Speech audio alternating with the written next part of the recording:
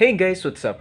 I'm Steven Roldan and I will tell you about the historical sites and landmarks in the Philippines that is recognized by NHCP.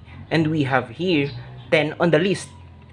First is the Aguinaldo Shrine. The Aguinaldo Shrine in Kawit, Cavite was used as the home of the first and youngest president of the Republic of the Philippines, Emilio Aguinaldo. It's a historical place in Philippines because it's where the first Philippine flag was waved that symbolized the country's independence in 1898. Now, it's a famous tourist spot and houses some of Aguinaldo and his family's memorabilia. What makes this place interesting is that you'll recognize how intelligent Aguinaldo was through the architecture of his house, revealing some secret hideouts and passages were relevant during the time of war. Next on the list is the Bagong Bayan. Bagong Bayan is also known as Luneta Park. Bagong Bayan is one of the most historical attractions in the Philippines and national historical shrines in the Philippines. This is because the Philippines' national hero, Dr. Jose Rizal, was executed here in 1896 after fought for the country's freedom from Spaniards through his articles, essays, and novels. Third on the list is the Fort Santiago. Fort Santiago is one of the most notable Philippine landmarks and is important historical sites in the Philippines.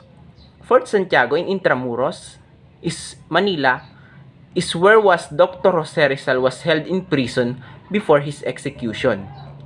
Hundreds of lives were lost in this Philippine landmark during Spanish colonial period and World War II.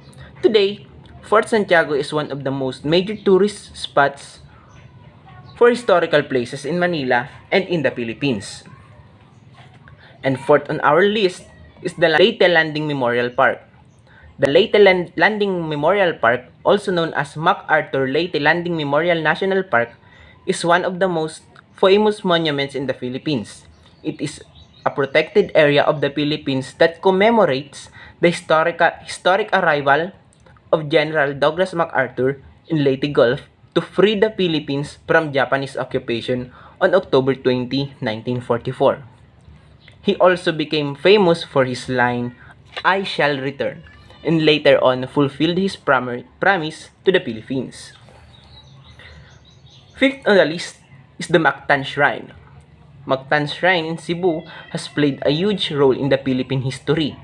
This is the site of the Battle of Mactan, where Datu Lapu-Lapu defeated the Portuguese explorer Ferdinand Magellan in 1521.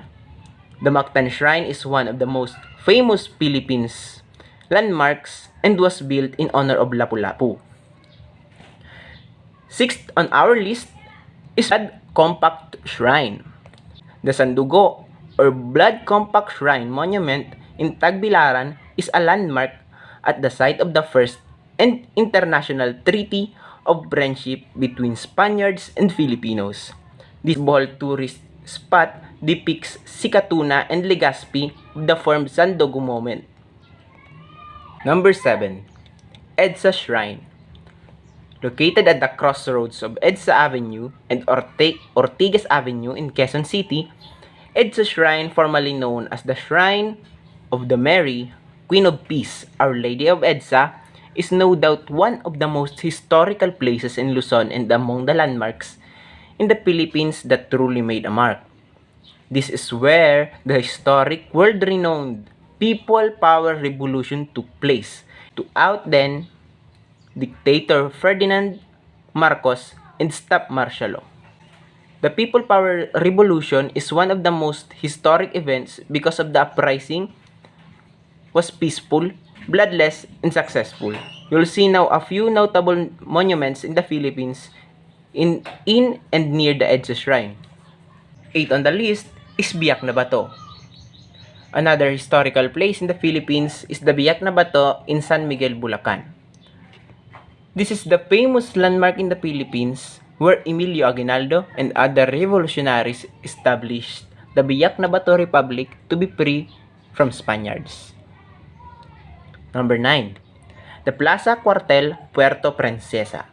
Aside from being one of the most best island, Palawan is also home to some famous landmarks in the Philippines, like the Plaza Cuartel in Puerto Princesa. Then, it served as a World War II garrison for Filipino and American soldiers. And now, the landmark serves as a memorial for prisoners of war and who were burned alive underground tunnel. You can see here the spots where soldiers were suffered and killed. And last on our list is the Fort San Pedro. Fort San Pedro is the oldest fort in the country and one of the most visited Cebu City tourist spots. Similar to Manila's Fort Santiago, Fort San Pedro as a military defense structure during the 17th century.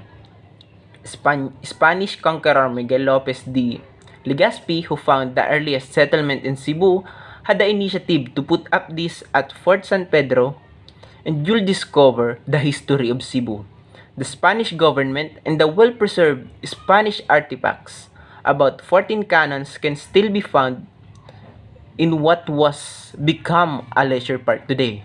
Make sure to visit Fort San Pedro as one of the most historical places in the Philippines. You'll enjoy exploring. That's all for our travel vlog for today. I'm Steven Rapuldan, requesting permission to go ashore.